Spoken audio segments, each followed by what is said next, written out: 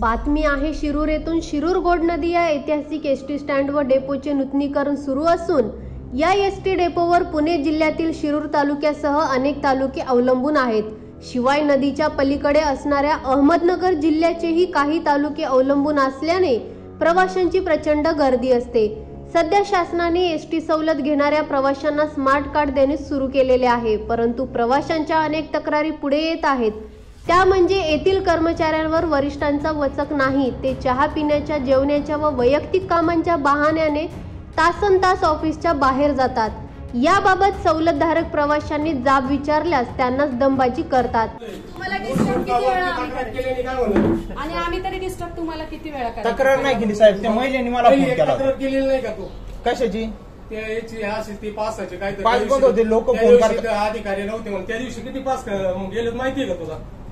लोकांनी तक्रार केली, माहिती का पास त्या दिवशी किती गेले? गेले? असं दमदाटी नका करू। दमदाटी का? तू विनाकारण का तक्रारी करीत असतो? मग तक्रारी म्हणजे पाकिस्तान आलो इथलंच आहे मी स्थानिक, तुला परत एकदा सांगतो, तू काय असं ना ते आम्हाला येऊन प्रत्यक्ष तुझ्या काय असते ना ते प्रत्यक्ष येऊन भेटत जा।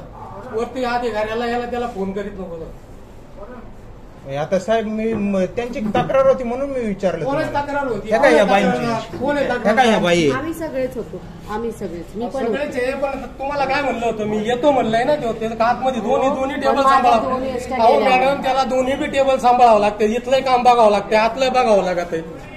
सकाळपासून चालूच आहे त्याचं। त्या दिवशी पण येऊन गेली, आज पण आली। बरोबर आले मग किती वेळ थांबवायचं अशा मुलांना? अहो ठीक आहे, तुमचं काम चालूच आहे ना, हे काय काम चालूच आहे ना, पण तिकडे बी काम चालू, इकडे बी थोडंफार। साहेब मी अधिकाऱ्यांना फोन केला म्हणून काय झालं? आमचं कामच आहे साहेब, तुमचं कामच आहे, पण तुम्ही रिसर कंप्लेंट करीत जा ना। तुम्ही उठ सोट कंप्लेंट करायची म्हणजे याला काय अर्थ आहे? पत्रकार झालं म्हणून काही करायचं का?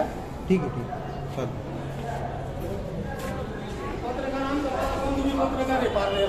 असू द्या साहेब, तुमच्याबद्दल काय चालतं का? तिथं कर्मचारी दुसरा होता ना, तुमच्याबद्दल मी काय बोललो का? माझ्याबद्दल तक्रार आलेली तुझी खोडाळ म्हणून मागचेस त्यावेळेस मी इथंच होतो, म्हणलं का अधिकाऱ्यांची गाडी साड नीट करायला गेला, इथं अधिकारी नसतं हे कोणी सांगितलं? फोन करून सांगितलं तुम्हाला? हे कोणी सांगितलं? तुम्ही प्रत्यक्ष येऊन बघितलं का? मी अधिकाऱ्याची गाडी नीट करायला गेलतो का? इथं होतो त्या दिवशी किती 20,000चे पास दिले, ते कोणी दिले? असं सांगणे का नाही? तू पत्रकार काय करताना मला बी माहिती आहे ना चांगलं। वरिष्ठ पर्यंत पत्रकारांचे संपादक आहे ना, ते सुद्धा माझे मित्र आहेत, माझे पाहुणे।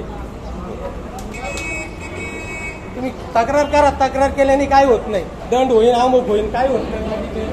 पण असं खोट्या पत्रकार अशीच एक गंभीर बाब सागर रोकडे यांनी समोर आणली असून एका दिव्यांग मुलीच्या एसटी सवलत पास व स्मार्ट कार्ड काढण्यासाठी एक महिला एका दूरवरच्या खेड्यातून आपल्या दिव्यांग मुलीसह शिरूर येथील एसटी डेपो कार्यालयात आली होती, परंतु त्या महिलेला खूप मानसिक त्रास भोगावा लागला। या महिलेभोवती जो प्रकार झाला, येथील कर्मचाऱ्यांनी या महिलेला व इतर लोकांना कशा प्रकारे दमबाजी केली याचे चित्रीकरण आपला आवाज न्यूज नेटवर्कच्या हाती लागले असून यात हा कर्मचारी उद्धटपणे बोलताना दिसून येत आहे। कोणी दिले? असं सांगणे का नाही? तू पत्रकार काय करताना मला बी माहिती आहे ना चांगलं। वरिष्ठ पर्यंत पत्रकारांचे संपादक आहे ना, ते सुद्धा माझे मित्र आहेत, माझे पाहुणे। तुम्ही तक्रार करा, तक्रार केल्याने काय होत नाही, दंड होईल, अमुक होईल, काय होत नाही।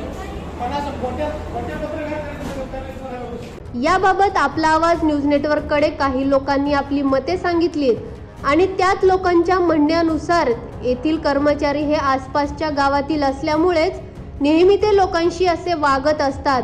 मग शेवटी प्रश्न असा निर्माण होतो की गाव जवळ असल्यामुळे कोणत्याही कार्यालयातील कर्मचाऱ्यांनी असे बेताल वागून चालेल का? परंतु जर असे होत असेल तर ही बाब अतिशय गंभीर असून वरिष्ठ अधिकाऱ्यांनीही या बाबींचा गांभीर्याने विचार करणे गरजेचे बनलेले आहे। याच बातमीची काही दृश्य पाठवलीत आमचे विभागीय संपादक रवींद्र खुडे यांनी। पाहूयात। मी माझ्या मुलीचं बुद्धी इकडे स्मार्ट कार्ड काढायला आलेली आहे, 2 वाजता आलेली आहे। 2 वाजता आली, 2 वाजता आल्यावर विचारलं किती वाजता येतील कर्मचारी स्मार्ट कार्ड काढणारे, तर ते बोलले 2:30 वाजता येतील। 2:30 वाजता परत मी आली जरा वेळाने, तर बोलले 3 वाजता येतील। परत 3 वाजता आल्यानंतर बोलले 3:30 होतील। आतापर्यंत ते आलेले नाही। आणि अशी मुलगी घेऊन मी इथे एसटी स्टँडमध्ये किती वेळ थांबायचं? नावड्याला जायचं आहे मला, नावड्याला जायला लवकर एसटी नसते, 2 एसट्या मला गेल्या, शेवटची एसटी जर गेली मी काय करणार? काम तर वेळेवर झालं पाहिजे ना.